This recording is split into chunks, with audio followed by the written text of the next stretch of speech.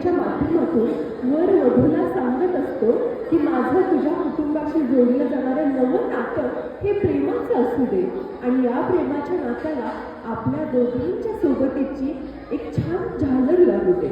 म्हणूनच साखरपण विधीच्या माध्यमातून वधू वराच्या कुटुंबाशी ओळखीची होऊन जाते आणि प्रेमाच्या या सुंदर रेशीम गाठींनी नवं नातं ते बांधत असते. असं हे सुंदर देखणं रूप असतं या साखरपण विधीचं. राहिला प्रश्न सुवर्ण अलंकाराचा, तर सुवर्ण अलंकार म्हणजे निर्मळतेचं प्रतीक मानलं जातं. ज्याप्रमाणे सुवर्ण अलंकार वधूला आणि वराला घातले जातात, अगदी त्याचप्रमाणे त्या 52 कशी सोन्याप्रमाणे या दोघांचं नातं तसंच बहरत राहावं हीच अपेक्षा असते. म्हणूनच आपल्या पै पाहुण्यातील काही मान्यवरांच्या हस्ते, सुवासिनींच्या हस्ते हा साखरपण विधी पार पाडला जातो.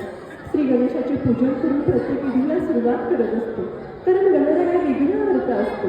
म्हणूनच आपण म्हणतो प्रथम तुझा गणपती, धन्य ती भारतीय संस्कृती.